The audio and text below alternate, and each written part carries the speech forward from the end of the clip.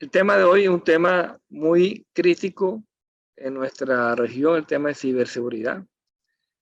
Vamos a mirar en qué estamos en la región, qué arquitecturas y herramientas y procesos son deseables. Tenemos dos speakers especializados en el tema, Iván Santa y Luis Piscinati. Voy a permitirme presentarlos a los dos y luego le damos la palabra a Iván Santa para que comience. Iván es un ingeniero de sistema en Fortinet, es ingeniero electrónico, es innovador y hábil con sólida experiencia en la implementación de nuevas tecnologías dentro de las empresas. Utiliza el conocimiento sobre InfoSec, TI y OT de diferentes líderes del mercado. También ha trabajado como ingeniero de ventas consultivo centrado en la seguridad y los resultados comerciales. Sus competencias más fuertes son el liderazgo orientado al grupo, el pensamiento rápido y la orientación a resultados de los clientes.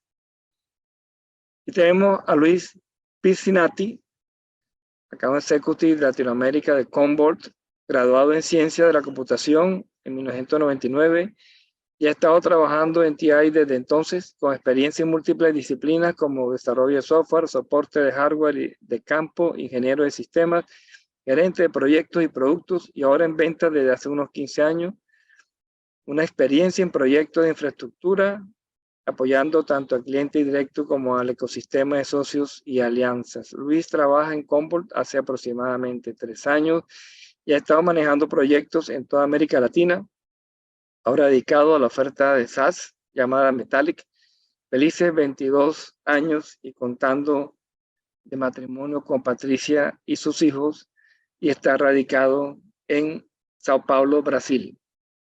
Pues bienvenidos todos y le damos la palabra a Iván. Bienvenido, Iván. Muchas gracias, Eduardo. Buenas tardes a todos. Espero estén supremamente bien el día de hoy. Voy entonces aquí a compartir mi pantalla. Espero ahí la estén viendo sin ningún problema. Bueno, entonces, ¿me escuchan ahí bien, Eduardo? No hay como el feedback para arrancar. Listo, asumo que me están escuchando bien. Todavía la pantalla no aparece. Un segundito, vuelvo a probar. Ahora sí. Ahora sí. Perfecto. Listo. Asumo que me escuchen muy bien, me ven. Buenas tardes a todos de nuevo. Bueno, entonces como nos comentó Eduardo, la idea es que revisemos primero, que quiero hacer un rápido recuento de lo que hemos visto en la región recientemente en los últimos años. El año pasado, en el primer semestre, vimos un aumento del 50% en América Latina en la cantidad de intentos de ataques en general, ¿sí? De los cuales en Colombia tuvimos 6.300 millones, un aumento del 70% con respecto a ese primer semestre del año 2021. Es un poquito para enmarcar esta charla aquí en este momento y como han visto también en recientes noticias y casos particulares, ha venido en creciente súbita el tema puntualmente, por ejemplo, el ransomware que ahorita lo voy a mencionar. El ransomware viene evolucionando aceleradamente, viene evolucionando a conceptos ya más generales como el crimen como servicio, ¿sí? El crime as a service. Empezó como el ransomware as a service hace un tiempo, teniendo afiliados que están llevando estos ataques ya de una forma más dirigida, más con un impacto mucho mayor. Vamos a hablar de esas tendencias que estamos viendo para este año y cómo enfrentarlas con esas arquitecturas que vamos a comentar. México, Colombia y Costa Rica han sido los países que en los informes nuestros han sido los más afectados, seguidos de Perú, Argentina y Brasil, y hemos visto un aumento considerable en la cantidad de firmas de ransomware, específicamente en nuestra región de América Latina. ¿Vale? Voy a orientar un poquito mi charla a lo que estamos viendo de predicciones para el año 2023, no solamente en qué estamos a día de hoy, sino hacia dónde vamos este año, hacia dónde van las tendencias en los clientes, en los ataques, ¿sí? qué se está utilizando para ello y las recomendaciones generales de que podríamos tener para cada una de estas tendencias. Una de las tendencias o las predicciones principales que estamos teniendo Sí, yo este tengo año copias acá. es que Gartner nos indica, ¿sí?, que se está buscando una convergencia a nivel general en muchos de los segmentos relacionados con la ciberseguridad para reducir principalmente esa complejidad, ¿sí?, que se ha tenido por mucho tiempo en las soluciones, teniendo múltiples productos independientes que no se comunican entre sí para tener una seguridad más estandarizada y poder tener esos tiempos de respuesta ante incidentes mucho más cortos y no tener esas disrupciones tan altas. Disminuir esa cadena de suministro de estos productos de ciberseguridad y networking finalmente va a ayudar a reducir esas disrupciones, según Gartner, en un 66%, ¿sí?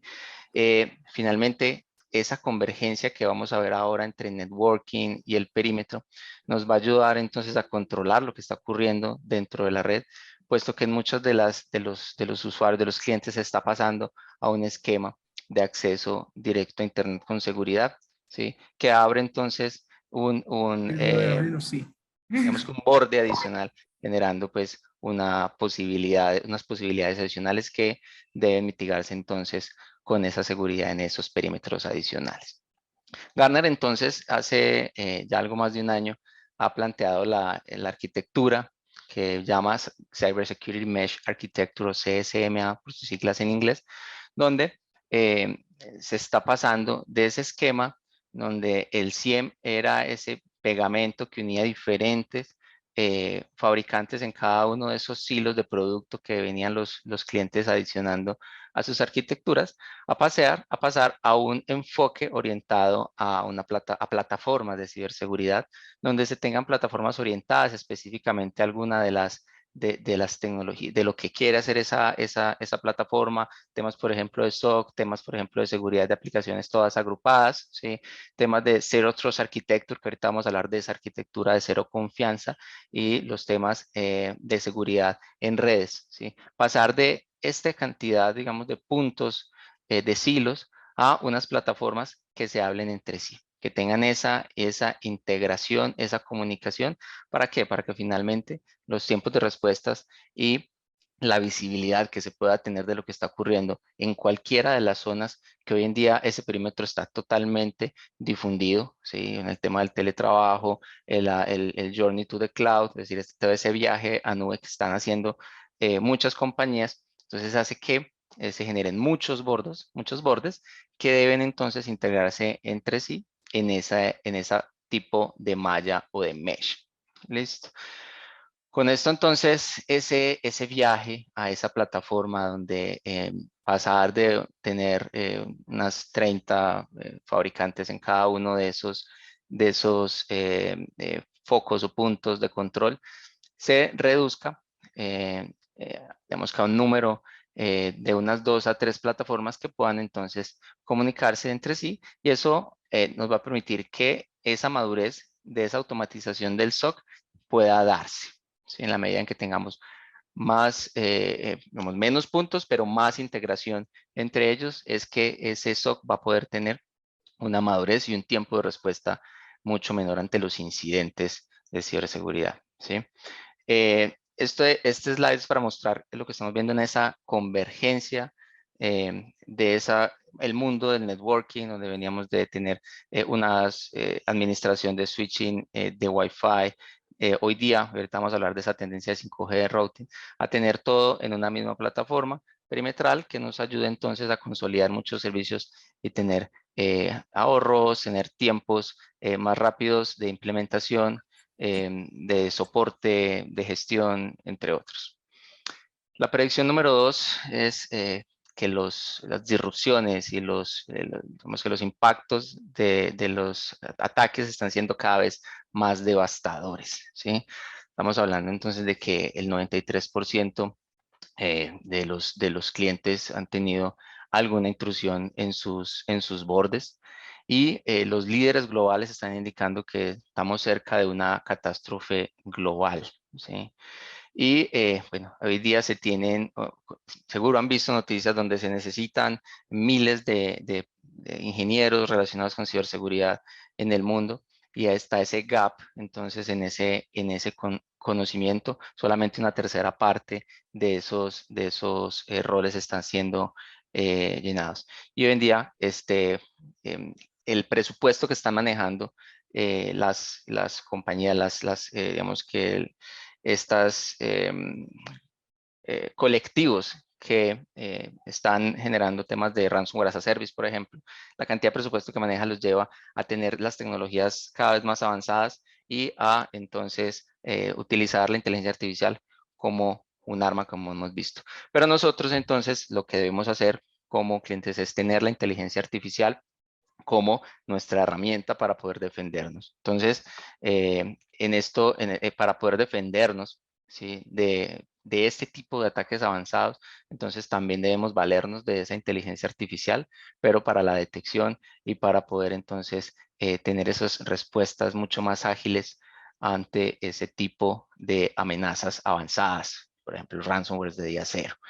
Aquí algunas de las funcionalidades que debería tener un laboratorio de análisis de muestras de lo que está ocurriendo a nivel de ciberseguridad a nivel global, de threat hunting, de esa cacería de amenazas, y poder entonces responder de manera rápida ante ese tipo de amenazas. Pero no solamente eso, no solamente tener un laboratorio eh, con todos los servicios de seguridad, firmas y demás que se requieren para poder responder ante las novedades de los atacantes, que es el punto que está aquí en la parte inferior, sino que entonces hoy en día una de las tendencias es ir hacia ese SOC automatizado, que en la primera tendencia decíamos, entre más logro limitar la cantidad de productos tengo, pues más voy a ir hacia esa madurez de ese SOC, donde pues lo primero que se debe tener es una detección temprana con tecnologías como EDR o NDR, o también tecnologías de tipo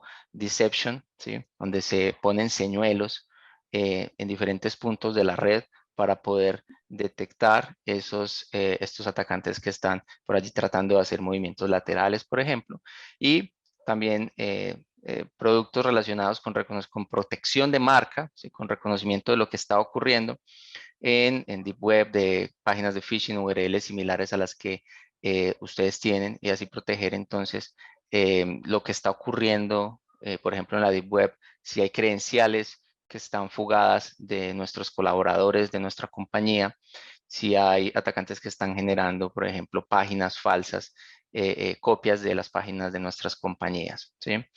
También como siempre, el CIEM es un punto importante para poder correlacionar y normalizar logs de las diferentes plataformas, pero entonces, para ir un paso más allá en la madurez del SOC, entonces, un producto tipo SOAR, ¿sí? Que va a permitir orquestar los diferentes productos de ciberseguridad que se tienen en los diferentes puntos de control para responder de manera automatizada, ¿sí? Con playbooks ante alguna amenaza que se esté generando entonces en alguna de los perímetros o los bordes que se tengan, ¿sí? También muchos de los SOC claramente no tienen todos los skills necesarios para responder de manera rápida ante incidentes, entonces tener siempre a la mano un equipo de respuesta a incidentes, puede ser interno, terceros, que puedan entonces hacer temas de forencia y ayudar en tiempo rápido, en tiempo récord, cuando hay algún incidente. Incidentes siempre van a haber, entonces es tener a la mano esas ayudas. La predicción número 3, el trabajo híbrido va a seguir creciendo, sigue siendo mainstream, ¿sí? 49% de los colaboradores están híbridos o full remoto. Vamos entonces a avanzar hacia ese concepto, esa arquitectura de Zero Trust, va a ser ese objetivo en los siguientes años. Y también el concepto de SASE sigue teniendo fuerza, como esa seguridad puesta en cloud como servicio. De la arquitectura de Zero Trust, hay uno de los enfoques que se llama Zero Trust Network Access, con el cual entonces se puede permitir acceso a un usuario que esté en algún sitio, en su casa, puede estar en alguna de las oficinas, al pasar por ese proxy o digamos que ese control, ¿sí? Que lo podría hacer, por ejemplo, en nuestro caso, una Generation Firewall, por medio de unas políticas donde yo voy a poder visualizar el usuario, el ID de usuario que está utilizando, si es un dispositivo que es controlado o no, ¿sí? Qué tan seguro está este dispositivo, si tiene temas de vulnerabilidades, comportamiento de ese dispositivo, analíticas de la red, temas de inteligencia de amenazas, y así entonces permitir que ese usuario acceda o no a un recurso que podría estar en nube pública, que podría estar en nube privada, que podría estar en data center. ¿Listo? Y todo esto sin la necesidad de establecer como tal la VPN tradicional que siempre se ha manejado, sino que se hace a través de una conexión directa SSL que va a controlar este dispositivo que tenemos aquí. Por el lado de SASE, entonces por el lado de SASE, muchos de los clientes como tendencia vienen buscando, ya que ese perímetro se les disolvió totalmente, clientes que han pasado 100% a, digamos que a un teletrabajo, entonces han buscado tener firewall como servicio en cloud, con toda la parte de filtro de navegación, con servicios de CASB, con temas de ZTNA, SD-WAN, claramente con temas de inteligencia artificial para detectar amenazas y gestionado 100% en cloud. Entonces, esto es un tipo de arquitectura donde las funcionalidades están puestas como servicio en el fabricante directamente que ofrezca este servicio SASE, y van a salir entonces desde esos puntos de presencia o POP de ese proveedor que está ofreciendo el servicio para acceder entonces a lo que tenemos en cloud y demás. La cuarta predicción es la modernización de la red. Vamos en una rampa hacia los temas de 5G. En la región no es ajena a ese avance. El 5G va a apoyar entonces esquemas desde WAN robustos que, digamos, que no tenían cobertura cableada, van a poder entonces tener una buena capacidad de velocidad en esos sitios gracias a, digamos, que a las capacidades de velocidad que va a dar 5G. Y otra de las tendencias que se está visualizando es la popularización del concepto de IOPS, donde se pueden aprovechar la inteligencia artificial. De nuevo, reitero, es una de las, digamos que transversal a todo está el tema de inteligencia artificial. Y la inteligencia artificial entonces va a poder o está ayudando hoy día a detectar anomalías en la experiencia del usuario al utilizar recursos de la red y poder entonces resolver y dar esos diagnósticos rápidos y resolver los inconvenientes de los usuarios.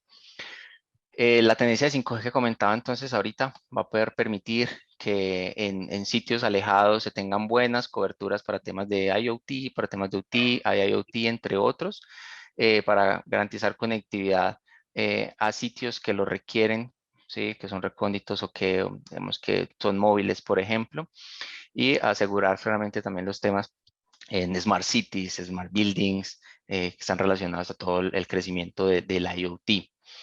El aprovechamiento entonces de 5G va a ayudar a que el SD-WAN incluso mejore en los temas de retorno de inversión y que clientes puedan entonces no solamente tener bandas anchas, sino también entonces ir al mundo del 5G.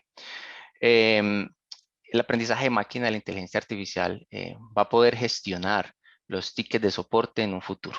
¿Sí? Entonces va a poder impactar en un 80% de los tickets, ayudando a resolver, analizando fallas, encontrando la causa de raíz y finalmente remediar los temas de IT relacionados a problemas en la red, conectividad, wireless, todo lo que tiene que ver pues, con los usuarios cuando tienen inconvenientes para acceder a los recursos.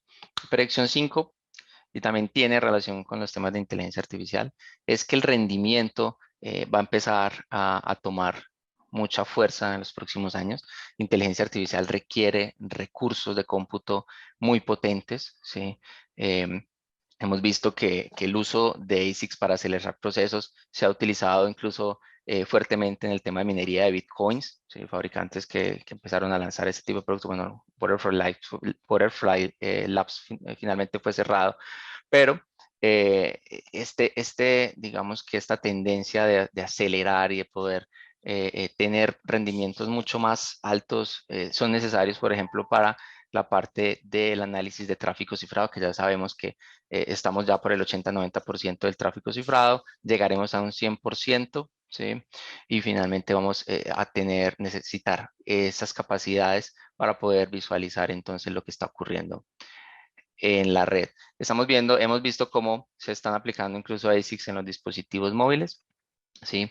Lo que se va a ver entonces es esa tendencia y ya en muchas virtualizaciones, en clouds, también a las máquinas virtuales puede ofrecerse los servicios de tarjetas de video y seguramente en un futuro se podrán utilizar temas de aceleración basada en ASIC en este tipo de servicios.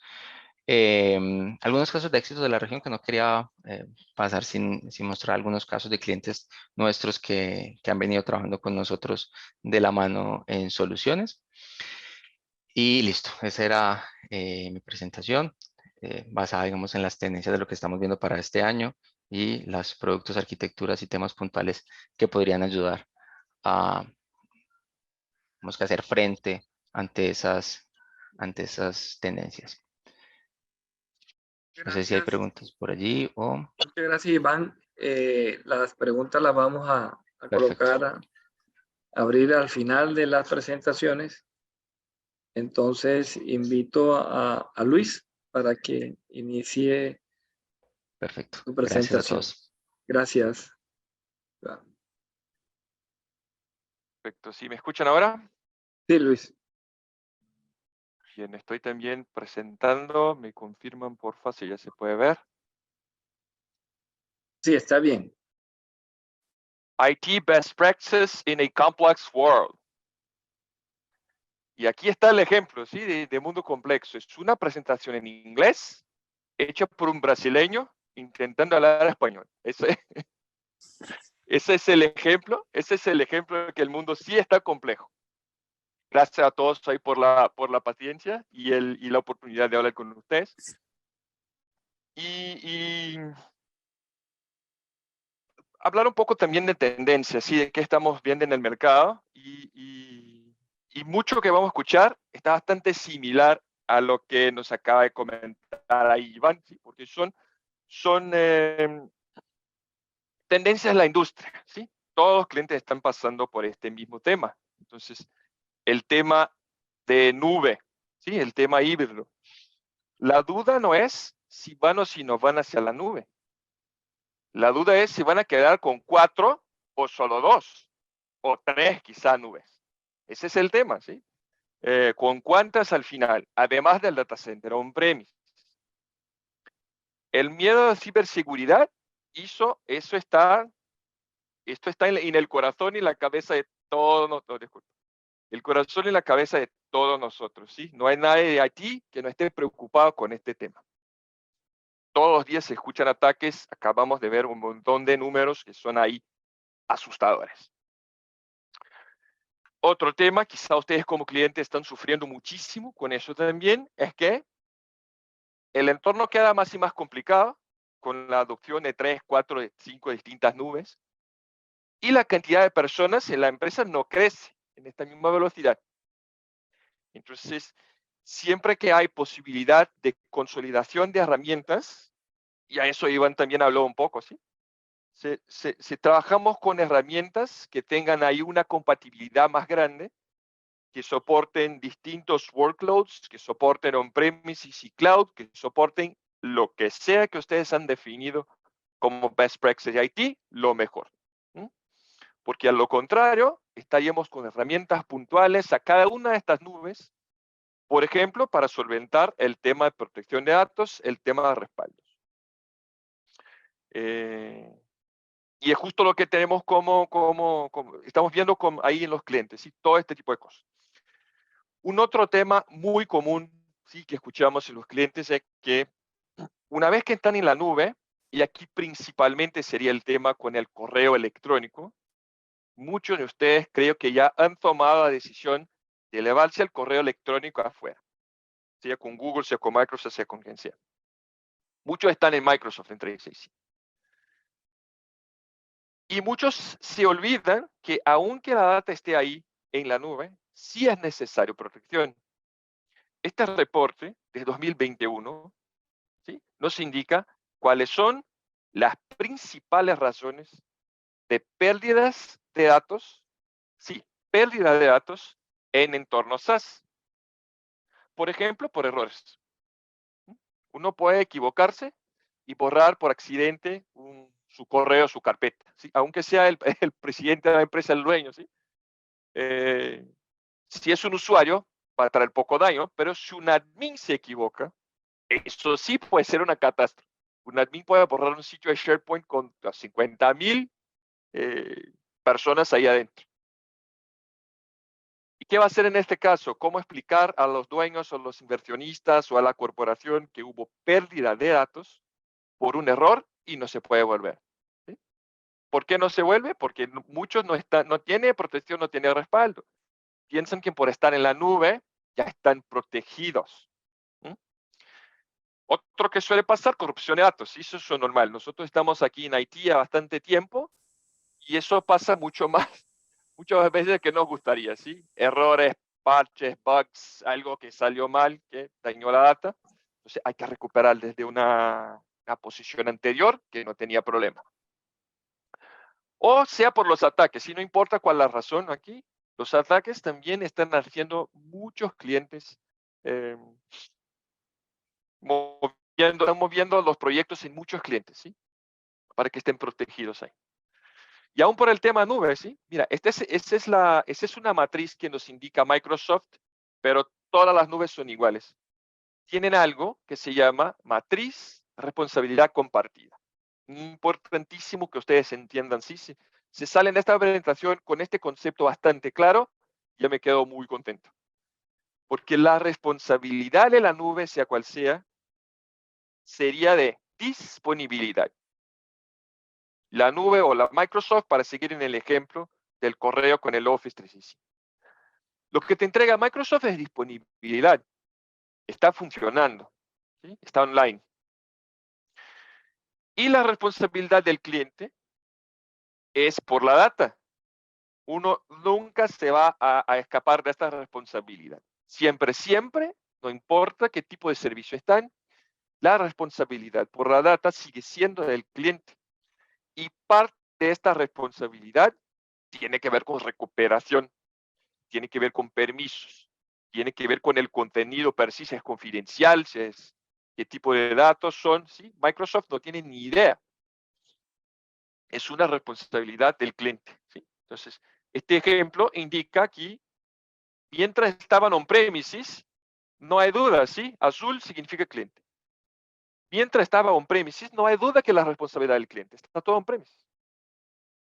Pero cuanto más se avanza hacia la nube, seguro que mucho se entrega hacia la nube. Por ejemplo, todo el tema de enchufar las máquinas, refrigeración, espacio de rack, energía eléctrica, todo eso no existe. Si van hacia la nube, este problema está resuelto en el día 1.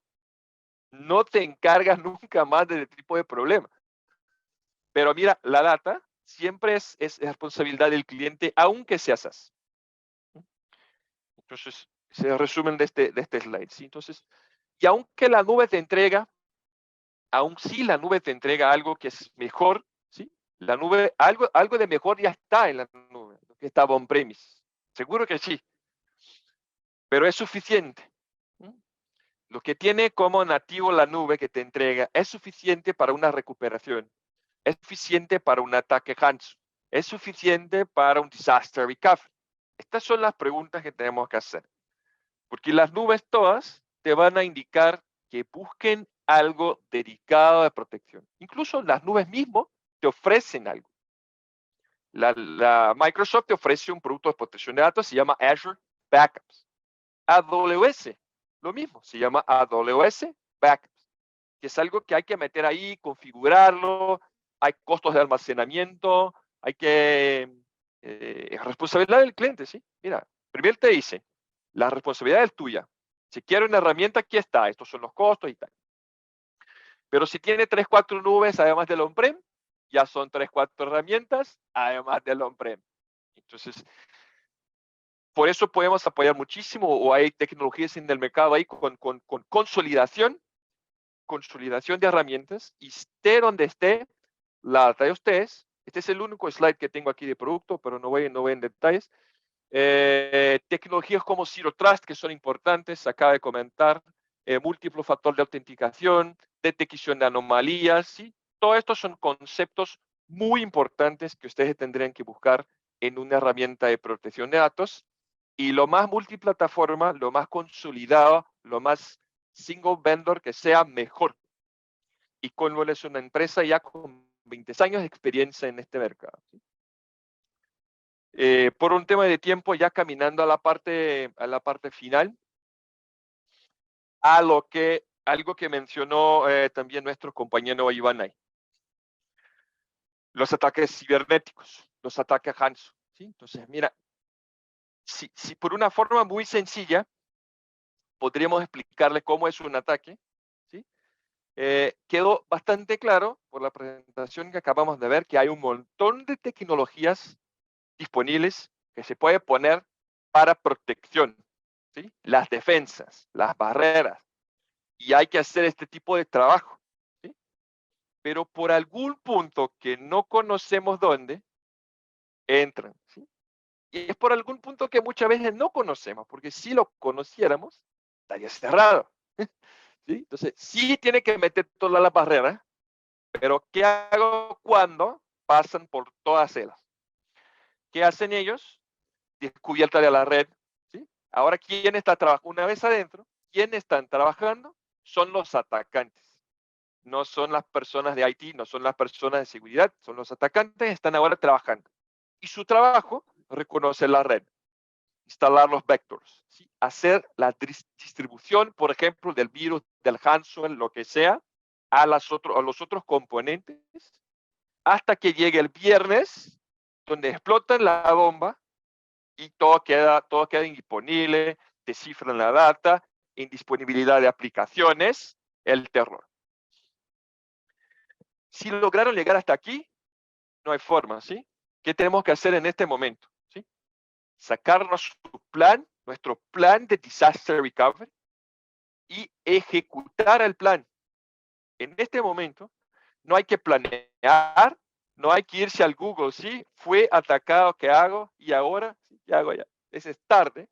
En este momento, la única opción de las empresas sería seguir su plan de disaster recovery, ejecutar el plan, porque el plan ya indica todo lo que necesitamos. El plan ya te dice cuál es el primer sistema que hay que volver, y el segundo, y el tercer, y la secuencia de aplicaciones. El plan ya te indica en qué sitio van a encender, en el otro sitio alterno físico, o en la nube, en la otra región, todo está en el plan. ¿Desde dónde se va a recuperar? Desde una copia cinta, desde una copia storage, replicación, desde la nube, todo está en el plan, incluso cuánto tiempo lleva, porque el plan ya se probó. Entonces, este es un otro punto importantísimo aquí que me gustaría dejar de best practice, ¿sí? Que todos ustedes tengan muy claro cuál es el plan de disaster recovery que hoy existe ahí en la compañía. Cuánto tiempo lleva y todo. ¿Sí? Entonces, garantizar que eso existe es fundamental. Toda esta protección hay que hacerla antes del ataque y no después. Después ya es tarde. Ahora, eso lleva tiempo y plata. ¿Sí? Eso cuesta. Inversiones, todo. Lo más asustador o complicado de todo eso es que puede ser que el ataque sea otro. Puede ser que el ataque no sea de cifras, el ataque no esté ahí por dañar sus datos ni nada. ¿Sí? El atacante esté ahí por llevarse información hacia afuera. Entran, recorren la información que quieren, se van y ahí te llaman. Miren, señores, yo voy a internet con sus datos, si no me pagas. ¿Sí? Estos 1.000 millones que metemos ahí en construcción del plan, construcción del sitio alterno, disaster recovery, todo eso, no sirve de nada en este caso. No sirve de nada, porque ya fue la data. Entonces, ahí entran otros tipos de tecnologías y también mencionó nuestro compañero anteriormente, sí, por ejemplo, la tecnología de deception. Entonces, ¿qué tenemos aquí como recomendación desde nuestro lado? Que se pongan ahí por la red de ustedes unas trampas digitales mezcladas a los servicios productivos. ¿Sí? Entonces, miren este slide. El cliente tiene aquí máquinas virtuales. El cliente tiene, por ejemplo, base de datos. El cliente tiene contenedores y demás aplicaciones interconectadas de su producción. Cuando llega un atacante, frente a este entorno, sigue haciendo su trabajo de discovery, de atacar las máquinas y todo, ¿sí? Pero mira, las máquinas que están ahí en rojo, que tienen este color, no son máquinas reales, son trampas, son honeypots, ¿sí? Son emulaciones de servicios que están por ahí para engañar al atacante. Podemos poner ahí decenas, centenas, miles de estas trampas por la red en distintos segmentos, y la primera trampa que encuentra el atacante, la primera trampa que empiece a interactuar, ganamos, ¿sí? Porque ahora vuelven a tener ahí el equipo de seguridad, ahora sí tiene conocimiento que están. Llama a las personas de respuesta a incidente, que hay que existir este grupo todavía en la compañía, y sigan ahí con su investigación, ¿sí? Entonces, la recomendación nuestra, de forma general, sería irse a los dos lados, ¿sí? Ir a los dos lados. La construcción de un plan de disaster recovery que garantice que hay formas de recuperarse con copias externas, con air gap, copias aisladas de datos. Hay distintas formas de hacer este tipo de cosas, pero complementar a eso algo de detección temprana con alguna tecnología, por ejemplo, como esta de Deception, que les permite identificar el ataque lo más temprano posible para que traiga la menor cantidad de daño a las empresas, ¿sí? Con eso concluyo ahí dentro del tiempo que tenemos, ¿verdad, Eduardo? Quedo aquí atento si hay alguna duda, alguna consulta. Sí, Luis, muchísimas gracias. Muy bueno este tema del Deception. Ahora lo vamos a profundizar más. Abrimos entonces el espacio para las preguntas. Ya tenemos una pregunta aquí en el chat. Vamos a comenzar con ellas. Es Eduardo de Amat, que dice, a nivel de endpoint, ¿debemos seguir usando el antivirus convencional, tecnología EPP, o reemplazarlo por la tecnología EDR, o mantener ambas? No sé si Iván y Luis quieren responder. Puedo responderla sin problema. Claro que sí. Sí, Eduardo, mira, pues, por ejemplo, en nuestro caso, hay funcionalidades que en los EDR y en los EDR en general no están incluidas, como por ejemplo el tema de control de puertos de los dispositivos, control de navegación, control de aplicaciones, temas de VPN, ZTNA, otras funcionalidades por el estilo, que finalmente haría necesario mantener y hacer convivir, y de hecho deberían convivir sin ningún inconveniente ambas tecnologías. Digamos que el enfoque podría llevarse a que el IDR específicamente se haga la inteligencia de lo que está ocurriendo entonces en la máquina, ¿sí?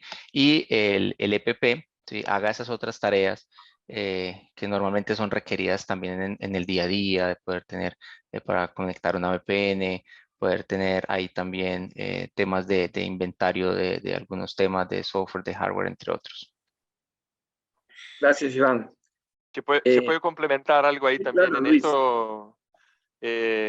Importantísimo, sí, lo mismo, meter las defensas o poner las defensas para que no pase un ataque, pero si por alguna razón en este endpoint tiene datos, ¿sí? En los endpoints, ahora con trabajo desde casa, muchos están generando contenido fuera de las oficinas seguramente. Entonces, si hay datos ahí que son corporativos importantes, de alguna forma también que tengan protección, ¿sí?, que tengan una capacidad de recuperación en el caso que venceron las barreras que metemos ahí, ¿sí? Entonces hay que tener un respaldo a ese endpoint, ¿sí?, sea por medio de un agente que se instala adicional a estos dos que están ahí, un tercer agente, que sería respaldo hacia la nube.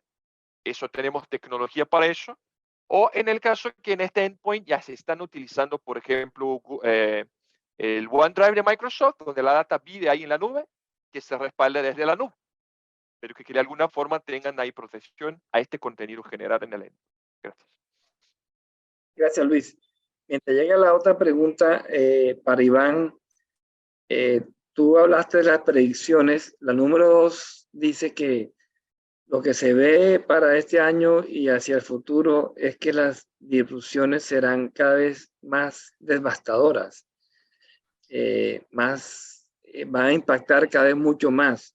Correcto. Y se ha hablado y hablaste muchas veces de la inteligencia artificial. Así es. Visto de 2, 3 años hasta acá, ¿en qué ha ayudado la inteligencia artificial? ¿En qué ha mejorado todas estas herramientas para evitar o detectar ataques? Claro que sí. De hecho, nosotros usamos la inteligencia artificial que nosotros mismos desarrollamos en nuestros laboratorios de análisis de inteligencia de amenazas, ¿sí? Digamos, donde hacemos ese threat hunting y ese análisis de todas las muestras que nos llegan de los clientes. Y esa inteligencia artificial lo que nos ayuda es hacer las diferentes fases del proceso de análisis del malware, ¿sí? Con lo cual, entonces, cuando ya le llega a un agente de SOC, ya a un ingeniero con un skill muy alto, es porque ya hay una alta probabilidad, ¿sí?, de que él tenga que decidir si sí es o no es, pero en mucha gran parte la inteligencia artificial ya ha decidido con una efectividad muy alta que efectivamente se trata de un malware relacionado, por ejemplo, a alguna cepa o alguna variante, ¿sí? Por decir algunos valores, por ejemplo, nosotros hemos detectado más de 1075 ataques de día cero por medio de ese análisis de inteligencia artificial, más de 18.000 millones de intentos de intrusión. Y analizamos también 1.54 petabytes de muestras de malware. Analizar ese tipo de cantidad de datos con personal a mano, analizando archivo por archivo, sería hoy día una labor titánica. Si no fuera por esa inteligencia artificial, no podríamos entonces detectar la cantidad de malware de día cero que detectamos a diario. Estamos neutralizando 22.800.000 programas de malware por minuto. Sí, es un número muy alto, y si no fuera por la herramienta de inteligencia artificial que nosotros mismos usamos y que nosotros mismos al desarrollarla y usarla al interior también las llevamos a los clientes como resultados, e incluso en algunos productos nuestros tenemos esa inteligencia ahí corriendo con redes neuronales profundas, ¿sí?, analizando el tráfico, detectando anomalías, ¿sí?, con tecnologías como NDR, que incluyen un agente de SOC artificial, es decir, un agente de SOC con inteligencia artificial que nos va a poder indicar y analizar malware de día cero con una probabilidad muy alta de éxito, hacer esa detección como tal. Gracias, Iván. Antes de pasar a la otra pregunta, pido excusa por mi cámara, se acaba de desconectar y no la he podido reactivar. Es del mundo complejo de que estamos hablando ahí, de los problemas. Bueno, Marcos No hay problema. Escano hace una pregunta para que Luis nos apoye. Dice: buenas tardes, respecto al tema del disaster recovery, muchas compañías mencionan tenerlo, pero el tema es la prueba real del plan. ¿Qué recomendación pueden dar al respecto? En tema de comunicación, ¿cuál podría ser un error allí? ¿Probar todo? ¿Parcial? 2. ¿Qué piensan de esas compañías que se han ido a la nube y han regresado a on-premise? No, perfecto. Esta pregunta está bastante buena, llena ahí de conceptos importantísimos, ¿sí? Entonces, ¿por qué las empresas se van hacia la nube? Muchas se van porque es barato, ¿sí? ¿Y por qué salen de la nube? Salen de ahí porque es caro. Mira, qué raro. ¿Sí? Es verdad. Algo pasó, ¿verdad? Algo pasó ahí.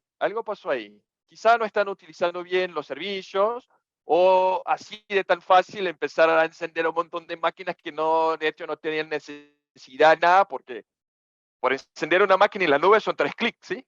Por encender una máquina de data center son 3 meses. Es una diferencia muy alta. Entonces, muchas veces el tema costo por el uso inadecuado de recursos nubes es uno.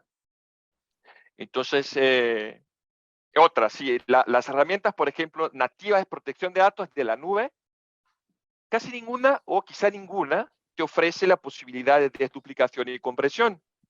Entonces, por utilizar herramientas nativas a la protección, aunque no haya un costo de software de respaldo, el costo de almacenamiento es gigante porque no tiene eficiencia, no tiene desduplicación, compresión ni nada, hay que almacenar un montón de datos. Entonces, eso es algo que encontramos en clientes, ¿sí? Altos costos de almacenamiento por utilizar herramientas nativas que muchas veces no presentan la aplicación. Ahora, al tema de disaster recovery, ¿sí? Esto es mucho particular a cada compañía. Es muy común que encontremos empresas que sí tienen un plan de disaster recovery, ¿sí? Lo que no tenían antes era el desastre, ¿sí? El plan estaba ahí, pero no había desastre. Porque el desastre, ¿qué desastre teníamos antes? Terremoto, ¿sí? Algo grave, que todas las empresas están fuera, la ciudad está fuera, todo está fuera, no importa si tarda una semana para volver, todos van a entender. ¿Sí? Mi jefe acostumbra decir este tipo de cosas, el Godzilla no estaba, ¿sí? El Godzilla no venía. Ahora sí, tenemos desastres 4 veces al día. Entonces, los planes de disaster recovery hoy día tienen desastre. Entonces, sí tienen que probarlo, ¿sí? Entonces, seguro es una decisión, porque por probar el plan, quizá hay que quedarse offline por un día, ¿sí? Puede ser, ¿sí? Ahora, ¿qué es la parte importante? ¿Sí? Garantizar que las tecnologías que se están utilizando son las tecnologías adecuadas, al menos en tiempos teóricos, ¿sí? Por ejemplo, si los respaldos se van a cinta, recuperar de cinta tarda muchísimo. No hay que probar este tipo de cosas, ¿sí? Hay cosas más eficientes que cinta para recuperación, ¿sí? Lo mismo nube, lo mismo los enlaces, ¿sí? Entonces, eficiencia de enlace, de todo. Entonces, no hay una respuesta simple, pero mi recomendación es que hagan una evaluación de la criticidad de las aplicaciones, ¿sí? ¿Qué tipo de tecnología soporta estas aplicaciones? Y desde ahí empezar, ¿cuál sería el sitio alterno adecuado a este grupo de aplicaciones, a este otro grupo, y poner ahí las tecnologías y hacer las pruebas a su momento, inicialmente offline, en paralelo al productivo, y después sí se recomienda que tengan una prueba en vivo, para que no tengan sorpresas, ¿sí? No sé si contesté la pregunta ahí. Sí, Luis, no, y es como tú dices, la mayoría de los libros y que recomiendan hacer estos planes de recuperación ante desastre, ¿no? Los desastres que tuvo, que era una inundación, un terremoto, nos quedamos sin comunicaciones. Yo en mis casi 40 años de trabajo nunca tuve uno. O sea, ese Claro, plan que yo hice nunca se ejecutó, ¿no? Pero hoy en día, como... ahora los desastres son individuales. Sí, exacto. Una empresa está con un desastre y nadie otro más. Entonces, quedar offline en este momento es catastrófico, porque son solo ustedes que están offline, solo ustedes sufrirán el desastre. Correcto. Quería complementar un poquito, Eduardo, la pregunta, pues complementar de pronto en un sentido. Uno de los temas que digamos que personalmente he notado en esas migraciones y clientes que se devuelven de la nube, primero es esa falta de profesionales capacitados, ¿sí?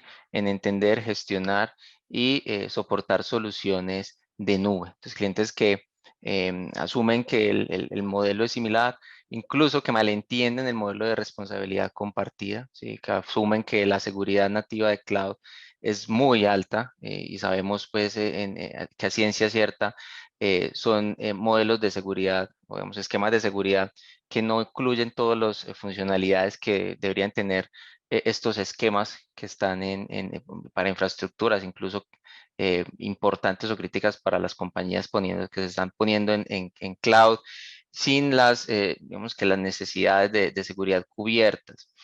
Esto también ha llevado a que haya muchos ataques en estos ambientes de cloud, que por la falta finalmente de esa gobernanza y esa visibilidad que tienen los clientes por haber ido sin la madurez necesaria a esas soluciones de cloud con esa excesiva confianza, incluso con malos presupuestos iniciales, con malos cálculos de retorno de inversión, ¿sí? Van a terminar conllevando a que todas esas malas decisiones que se han tomado terminen haciendo que los clientes pues se devuelvan. Vemos que una mala arquitectura puede generar también sobrecostos que terminen haciendo que los clientes se devuelvan. Pero finalmente es una seguidilla de malas decisiones, de malas, de cosas que se asumen, de mala información respecto a los temas de cloud. Comentar pues que de lo que yo había presentado anteriormente, de lo que presenté anteriormente, nosotros estamos también muy conscientes de todo el viaje a la nube. Es otra de las tendencias que hemos visto. Digamos que solo pude traer 5, pero en ese viaje a la nube entonces podemos ofrecer muchos temas para que los clientes estén realmente seguros allí. Gracias, Iván. Aquí hay una pregunta de esas famosas, las trampitas que mencionaste, Luis, que a mí que me gusta la pesca, me imaginaba esos señuelos que uno pone para que el pez caiga. Aquí son esas trampitas, señuelos para que el atacante caiga. Aquí pregunta Marcos Lescano que sobre esos honeypot, cuando se detecta un atacante con esta tecnología o máquinas virtuales falsas, el atacante ingresa por una falla, ya sea web, firewall, antivirus, etcétera, en una salvaguarda que está encendida en la estrategia de la defensa en profundidad. ¿Qué tan legales para rastrear la persona? Y por otro lado, ¿qué tan costosos son para conectarlas al SOAR versus los beneficios?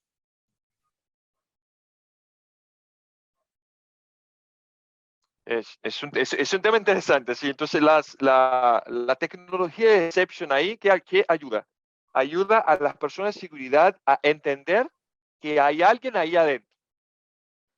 Ahora, ¿qué respuesta van a dar a esta mala noticia? O quizá una buena noticia, ¿sí? Porque ahora ya la conocen.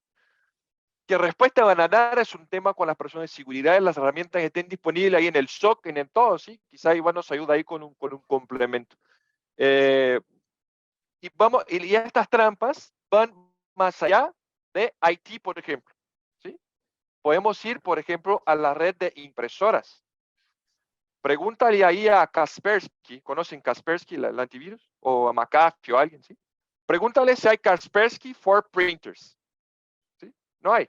Nadie está corriendo antivirus en las impresoras. Pero los atacantes están utilizando las impresoras como parte de un ataque. Entonces, ¿qué hago? Si no hay un antivirus por ahí, entonces metemos unas impresoras falsas, mezcladas a las impresoras reales. Y te vamos a decir, mira, hay alguien aquí haciendo algo mal con una impresora. Entonces, la tecnología nuestra ayuda en este sentido. ¿Sí? Mira, hay algo mal. Y enviamos las notificaciones, hay integración con 100, integración con SOC, integración con un montón de cosas, para que quede un poco más automático.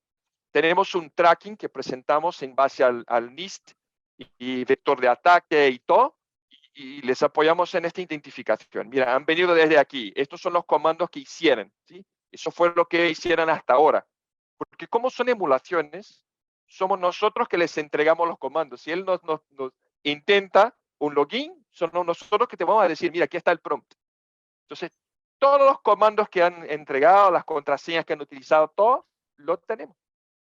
¿Sí? Y suministramos todo eso como una fuente de datos al SOC, a las personas de seguridad que van ahí con sus herramientas sacarlo de ahí, sea cual sea la forma. Ahí no sé, Iván, si quiere complementar. Sí, claro que sí. Bueno, respondiéndole un poquito a Marcos. Entonces, sí, digamos que en el concepto de defensa en profundidad, ¿cierto? Digamos que una seguridad profunda con capas, debemos asumir, y voy a citar un poquito a Jamie Cano, ¿cierto? Un académico bastante reconocido que seguramente tendrán libros en su biblioteca algunos de ustedes, y habla de la inevitabilidad de la falla, ¿cierto? De hecho, Jamie Cano no habla de la seguridad informática o la seguridad de la información, sino de la inseguridad de la información, que es lo que realmente existe, porque él dice que la seguridad de la información es una quimera, digamos que es algo que no tendremos porque no existe a 100%.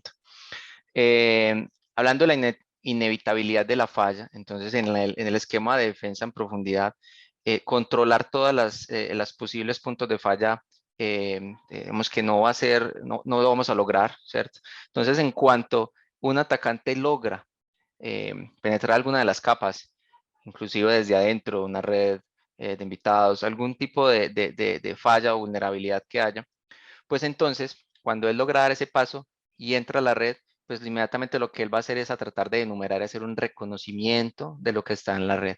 En ese punto es donde entonces, aceptando que fallamos en un control perimetral, como mencionas, en un firewall, en un WAF, asumiendo que vamos a tener esa falla, porque la vamos a tener. O sea, la inevitabilidad de la falla está.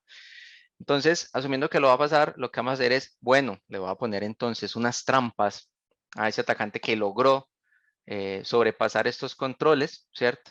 Y finalmente, hay dos formas de verlo. Uno son los decoys o los máquinas virtuales que se ponen en las diferentes VLANs con IPs con servicios que son vulnerables, ¿cierto? Esos servicios vulnerables pueden ser servicios Windows, pueden ser servicios SAP, base de datos, incluso se pueden poner en redes OT, en redes industriales, y pueden haber decoys que simulan dispositivos PLC vulnerables, dispositivos SCADA, ¿cierto? Que están allí.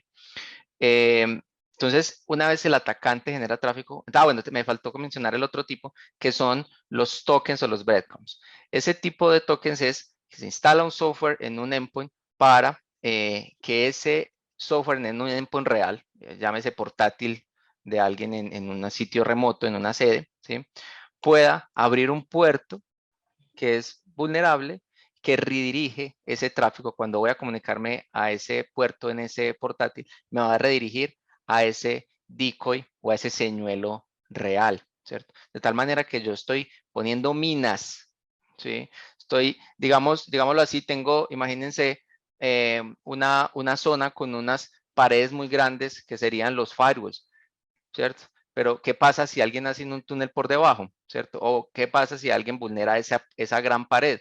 Pues entonces, ¿qué tal si minamos el terreno circundante para que si alguien logra sobrepasar este muro, entonces explote algo y genere un sonido tan fuerte que nosotros inmediatamente sepamos que está allí? Eso es lo que va a buscar el señuelo. Lo que va a buscar es que ese atacante se muestre al momento de escanear la red, al momento de intentar hacer una conexión a puertos que él conoce que pudieran ser vulnerables, ¿sí? Y en ese momento detectar ese atacante, su IP de origen y generar reglas para bloquearlo. Es totalmente legal, ¿sí? No tiene ningún tema, pues, porque de hecho el atacante está ingresando a una red que no debería, ¿cierto?